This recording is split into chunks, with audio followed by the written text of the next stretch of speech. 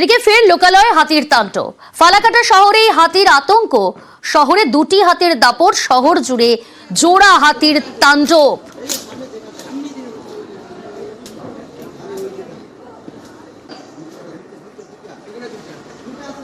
দুটো আছে, দুটো।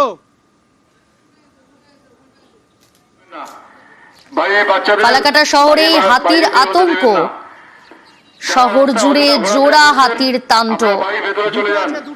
সতর্ক করা হচ্ছে সাধারণ মানুষকে।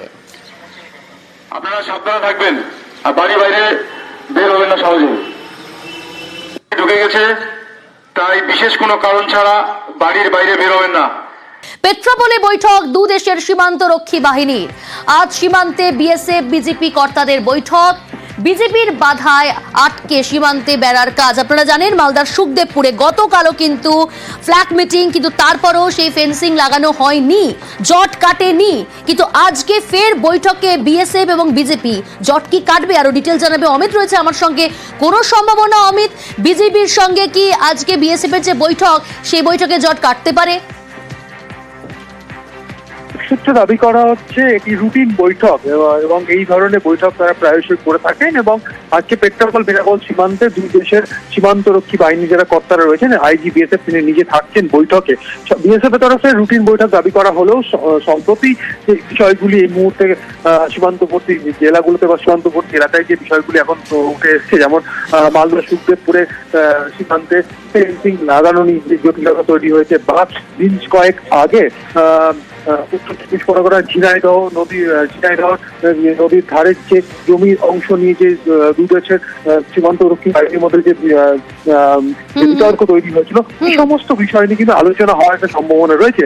তবে বিএসএফ এর তরফে দাবি করা হচ্ছে যে রুটিন বৈঠক 7 দিন বা 10 দিন বা 15 দিন অন্তর অন্তর সীমান্তরক্ষী বাহিনীর মধ্যে কর্তারা বৈঠক করে থাকেন। সীমান্তের বিভিন্ন পরিস্থিতি বা বিভিন্ন আজকের বৈঠক থেকে কি উঠে আসে সেদিকে অবশ্যই নজর থাকবে। আজকে জট কাটে কিনা সেদিকেও আমাদের নজর থাকবে।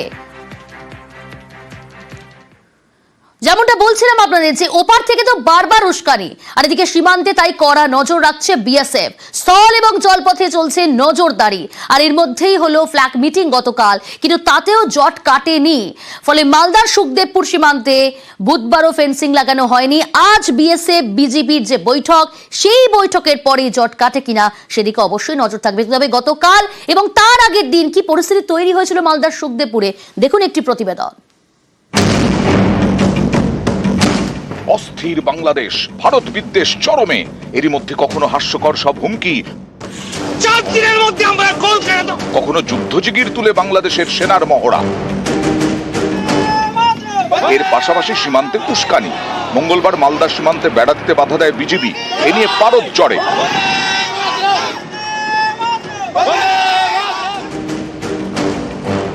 এই পরিস্থিতিতে সীমান্তে আরো সতর্ক বিএসএফ। বাড়ানো হয়েছে নজরদারি। পেট্রাপোল সীমান্তে পরিস্থিতি দেখতে যান বিএসএফ এর ডিআইজি।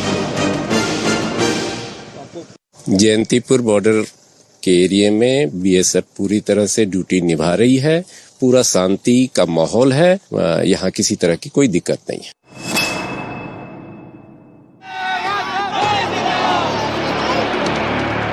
মালদার কালিয়াচকের সুখদেবপুর এই জায়গাটি ভারত বাংলাদেশ সীমান্তে।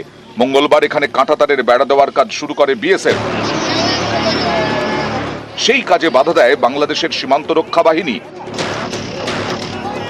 এতে উত্তেজনা তৈরি হয়।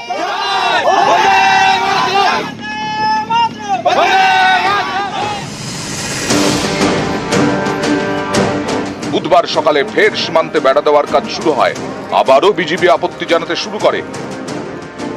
এই চাপান্তর বন্ধে হয় ফ্ল্যাগ মিটিং, কিন্তু তাতেও জট কাটেনি। এদিকে উত্তর চব্বিশ পরগনার বাগদা সীমান্তে কোদালিয়া নদীর কিছু অংশ বাংলাদেশ দখল করেছে বলে হাস্যকর দাবি করে বিজিবি। বাংলাদেশ বর্ডার গার্ডের এক সিনিয়র অফিসারের এই দাবি আগেই উড়িয়ে দিয়েছে বিএসএফ। স্থানীয়দের কথাতেও স্পষ্ট, বিজিবির দাবি হাস্যকর।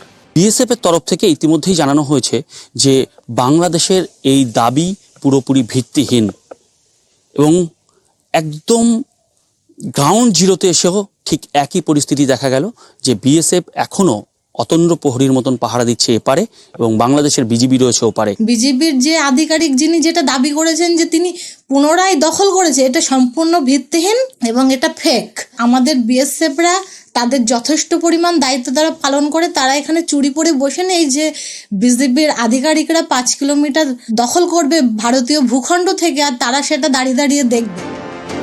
এদিন কোচবিহারের দিনহাটা আসচিতাই ও শীতলকুচির সীমান্ত এলাকা ঘুরে দেখেন বিএসএফ এর গুয়াহাটি ফ্রন্টিয়ারের আইজি সঞ্জয় গৌড়। নিউজ 18 বাংলা।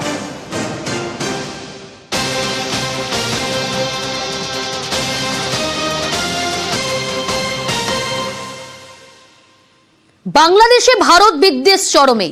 কি অকথ্য অত্যাচার না করা হয়েছে এই 95 জন মৎস্যজীবীর ওপর, বেধড়ক মারধর। শুধু তাই নয়, খেতে পর্যন্ত দেওয়া হয়নি। একজনকে সমুদ্রে ডুবিয়ে খুন করেছে বাংলাদেশের নৌসেনা। এরকমই চাঞ্চল্যকর অভিযোগ সামনে এসেছে। ভারতীয় মৎস্যজীবীদের ওপর যে অকথ্য অত্যাচার করা হয়েছে, তারা চিকিৎসকের কাছে গিয়েছিলেন, তাকে জানিয়েছেন। কি বলছেন তারা, আসুন শুনে নিন।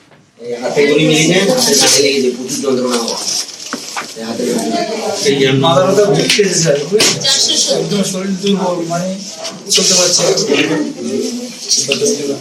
এগুলো সব ব্যথা, এই পিছনটা পুরোটাই ব্যথা।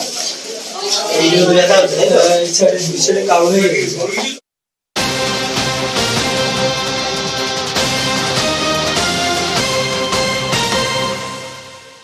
বিবস্ত্র করে ভারতীয় মৎস্যজীবীদের বেধড়ক মারধর করে তোলা হয়। সেই ছবিটা দেখুন। বাংলাদেশের জেলে মৎস্যজীবীদের মার, বাকি কয়েদিদেরও অত্যাচারের অভিযোগ ঘরে ফেরা মৎস্যজীবীদের।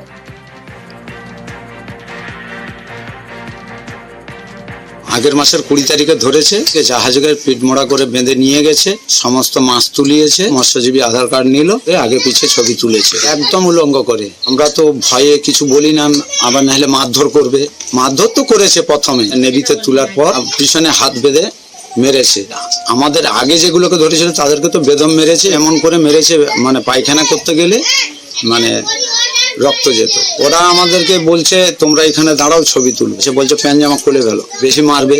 সেই ভয়ে আমরা যেহেতু সীমা লঙ্ঘন করে ভিতরে জলের স্রোতে ঢুকে গেছি, কিছু বলতে পারি না। পুলিশ বলছে বলে তোদের মা নেই, তোদের বাংলাদেশের থেকে ছেড়ে মা তোদেরকে হেল্প করবে, তোদের মা চলে গেছে, তোদের মা মরে গেছে, মানে শেখ হাসিনার কথাটা বলছে।